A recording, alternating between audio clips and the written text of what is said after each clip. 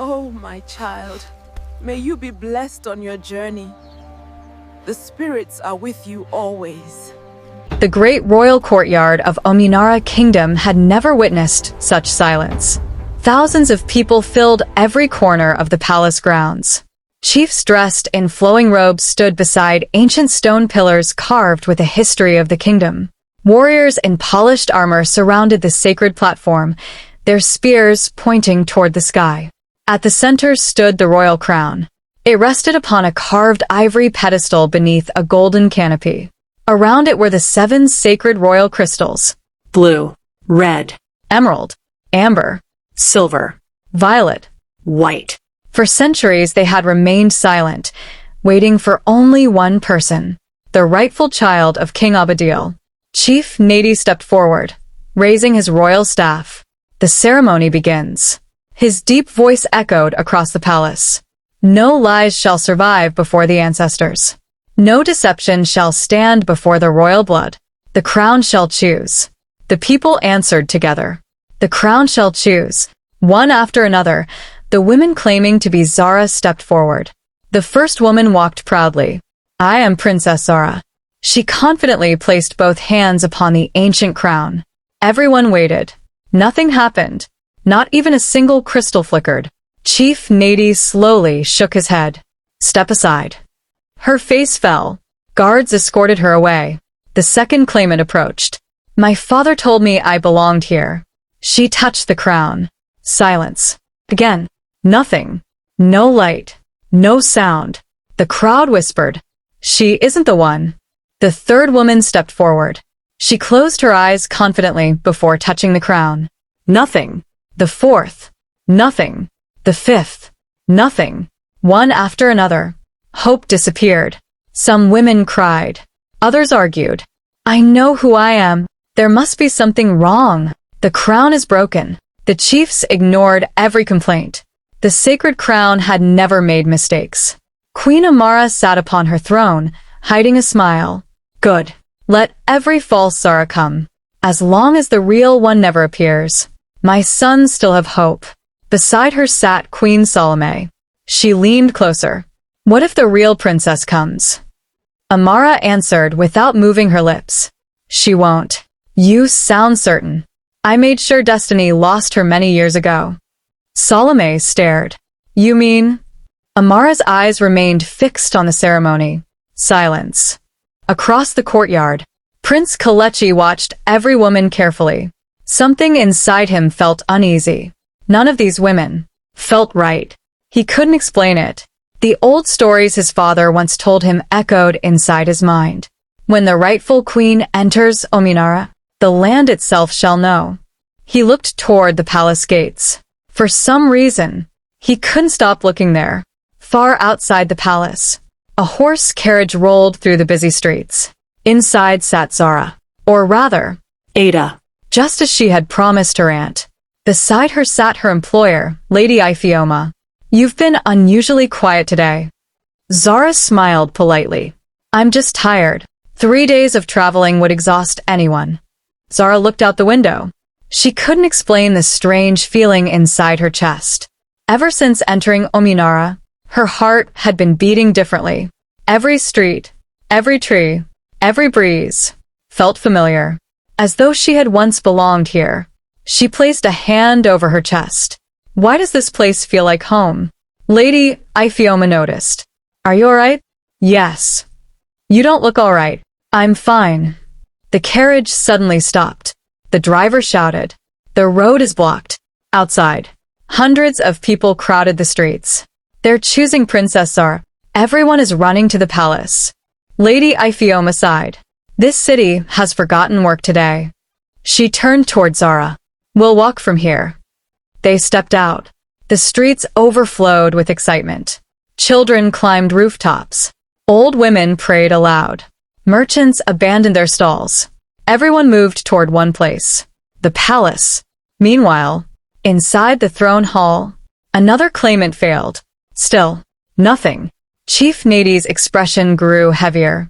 Next, another woman approached. Nothing. Next, nothing. Hours passed. The line grew shorter. Queen Amara slowly relaxed. Perhaps the prophecy had failed. Perhaps Princess Zara truly died all those years ago. Then a palace guard rushed toward the chiefs. "My lords." Chief Nady frowned. "What is it?" "Another Zara has arrived." Gasps spread across the courtyard. The chief nodded. "Bring her." Moments later, a young woman entered proudly. She wore expensive clothes. Jewelry covered her neck. She smiled confidently. "I am Princess Zara." She looked around arrogantly. "My parents prepared me for this day." Without hesitation, she grabbed the crown. Nothing. Her smile vanished. The crowd groaned. "Another fraud." Chief Nady sighed. "Remove her." She struggled. No. "There must be another test." "There is no other test." Guards escorted her away. Silence returned. Chief Nady looked toward his fellow chiefs. "Is there anyone left?" One guard answered.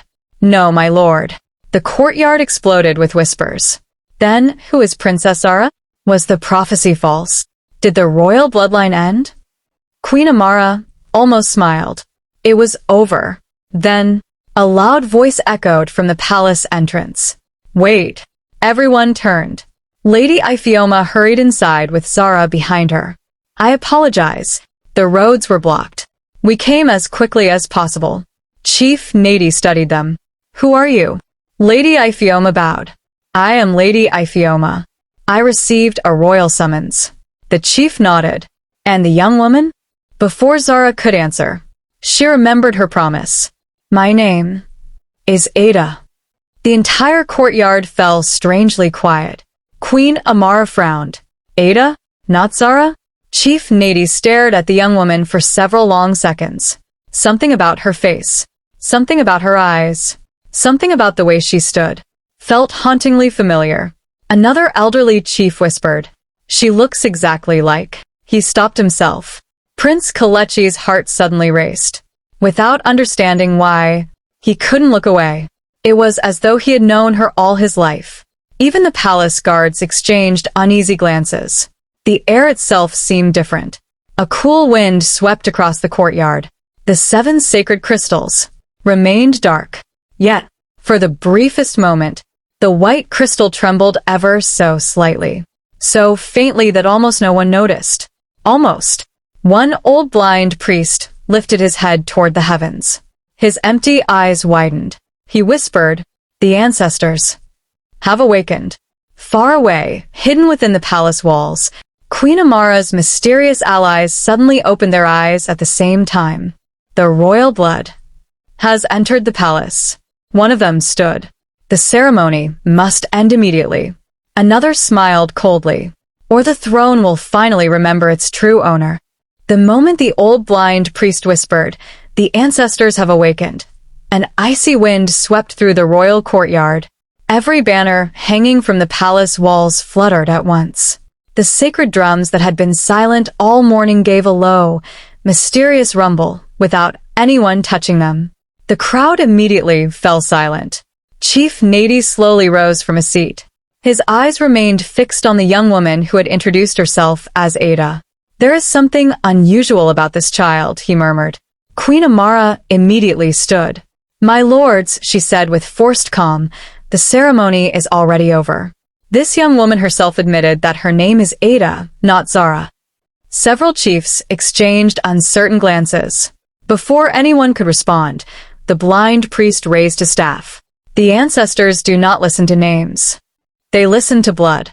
A murmur spread through the gathering. Queen Amara clenched her fists. Prince Kalechi stepped forward. "If the ceremony exists to find the rightful heir, then every worthy person must be tested." The second prince nodded. "I agree." Lady Iphioma bowed respectfully. "My lords, I do not understand what is happening. This young woman works for me. We only came because I received a royal summons." Chief Nady looked at Ada.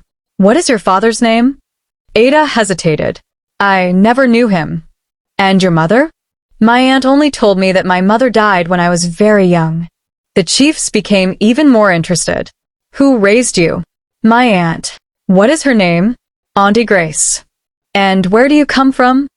a small village far from here. Chief Nady noticed the simple pendant hanging around her neck. It was old and worn, tied with a faded blue cord. He frowned. "May I see the necklace?" Ada carefully removed it and placed it in his hands. The old chief's expression changed instantly. His hands began to tremble. "This." He turned the pendant over. On its back was an almost invisible royal engraving. A rising sun, 7 stars, a crowned lion, the ancient seal of King Abadil's household. The same seal that had disappeared nearly 24 years earlier. Chief Nady's breathing became heavy. "Where did you get this?" "My aunt said it belonged to my mother." The entire council stood. Even Queen Salome looked shocked. Queen Amara's heart pounded. Impossible. That pendant was supposed to have vanished forever. Before anyone could speak again, one of Queen Amara's secret allies, hidden among the palace servants, quietly slipped away from the courtyard. He hurried through a hidden passage beneath the palace. "We have a problem," he whispered. "The girl carries the royal seal." Deep inside the underground chamber, the 5 mysterious figures slowly opened their eyes. The child survived. The prophecy lives. The crown must never recognize her. Meanwhile, back in the royal courtyard, Chief Nady carefully returned the pendant. "My child," he said gently, "whether your name is Ada or Zara, the ancestors deserve to know the truth." Ada lowered her eyes. "My aunt made me promise never to reveal my real name." The entire courtyard froze. Chief Nady asked quietly, "And what is your real name?" Ada closed her eyes. She remembered her aunt's final words. "Don't tell anyone your name, unless God himself opens the way." Looking around the courtyard, she felt a strange warmth surrounding the sacred crown. The crystals remained dark, but they seemed to be waiting. She took a slow breath. "My real name," She paused. the entire kingdom waited, "is Zara." At that exact instant, Boom. a deafening clap of thunder shook the palace. Dark clouds gathered over Umunara despite the clear morning sky. The 7 sacred crystals flashed for the briefest moment, not fully, just enough for everyone to see a faint pulse of light. The crowd gasped. Chief Nady fell to one knee. The blind priest smiled. The throne has begun to remember. A stunned silence gripped the royal courtyard. No one dared to breathe. The faint glow from the 7 sacred crystals had disappeared as quickly as it had come, yet everyone had seen it. It moved. The crystals responded. "I saw them." The crowd erupted into excited whispers. Chief Nady slowly rose to his feet, his eyes never leaving Zara. "The ceremony is not over," he declared. "Bring the rightful test." 4 royal guards stepped forward. With great care, they lifted the ancient crown from its pedestal and placed it upon the sacred stone of the ancestors.